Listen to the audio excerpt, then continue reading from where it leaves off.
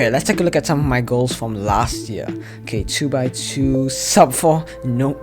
Sub 9 on 3x3, nope. 10k subs, yeah right. Alright, so clearly I didn't exactly accomplish my speedcubing goals last year, but today I'm going to be going over my main speedcubes and goals heading into 2022, and hopefully this time I can actually achieve some of them. Okay, first off, let's start with 2x2. My main 2x2 is the Dayan Tengyun Magnetic 2x2.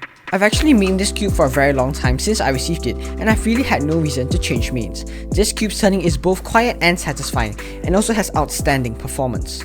Although this may not be the absolute best 2x2 money can buy right now, it certainly works very well for me, and considering I don't really put much effort into 2x2, I see no reason to spend new money to get a new main. I currently average around 4.5 seconds on 2x2, and I use the beginner method, which means basically all I do is I solve my first layer like this, my first layer, and then after that I do OLL, and then I do PLL.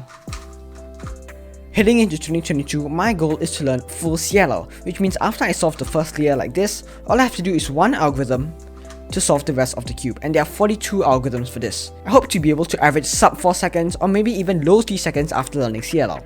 However, I'm not planning to put too much time into 2x2 next year. Next up, my main event, 3x3. My main 3x3 is the original Moyu Weilong WR M 3x3, which actually might surprise some of you guys. I mean, why would I main a 3-year-old cube when I have access to newer cubes such as the WR M 2021 and the GAN 11 M Pro? Well, newer is not always better, and I have been absolutely loving the WR M 2019 this year. I love both the feeling and performance of this cube.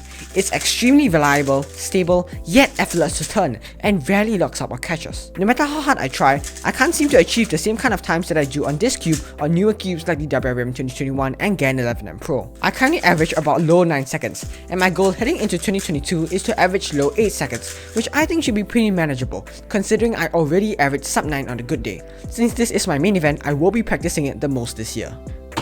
Let's get on with some big cubes. So I don't really have a 4x4 main. This is just an Aosu GTS2M, just a random cube I picked up, but I don't really have a main 4x4 because I just for some reason don't like practicing 4x4. 4x4 was never really an event I liked much, but if I had to guess, I would say I average about 45 seconds. Also, I'm not really looking to practice 4x4 next year, so I don't really have any goals for this event next year. Next up, 5x5. I did actually used to practice 5x5 quite a lot, but stopped practicing around the same time I took that break from YouTube. I average about 1 minute and 25 seconds using the Yao method. My main 5x5 is the Qiyi Valk5 M. It has some amazing performance and thankfully doesn't pop that much. Unfortunately, Qiyi is discontinuing the Valk lineup, which means the Valk5 M will be discontinued soon. The second best 5x5 in my opinion is the YJMGC, which I think is a great cube for a great price. Even though I haven't practiced much 4x5 recently, I still do enjoy the event and hope to become sub 110 next year. Next up, 6x6. 6x6 is actually the largest cube I own in terms of layers. I've only done a few solves on the 6x6, mostly because of two reasons: triple parity and popping. I'm sure it'll get better over time, but for the most part, just like 4x4, I'm not really into even layered puzzles. As such, I don't have any goals for 6x6 next year, and I'll probably average around the same time, which is about a couple of minutes. Now, as I mentioned, I don't own a 7x7, so in 2022, I'm hoping to pick up a 7x7 and start trying out the event, with an eventual goal of averaging around 5 minutes by the end of 2022. Moving on from basic and buy-ins, there are only 3 other WCA events that I do. First, one-handed. My OH main is the Meilong Magnetic 3x3, which is a wonderful cube with excellent performance. This is the best budget cube on the market right now, coming in at just $6. I think the Meilong is the only cube under $20 that I'm confident I can achieve my normal times on for both two-handed and one-handed solving. I averaged about 23 seconds this year, but during late December, after watching one of Cuberzz videos, I decided to give one-handed more practice time and suddenly started averaging around 19 seconds, and often getting sub 18 averages. I've been enjoying one-handed very much this December and hope to average sub 15 by the end of 2022. My main Pyraminx is the X-Man Bell Pyraminx, and I average around 6.5 seconds. I was never a huge fan of Pyraminx, mainly because I'm not used to non-cubic puzzles and I don't really plan on practicing it much in 2022, so I don't have any goals for this event as well.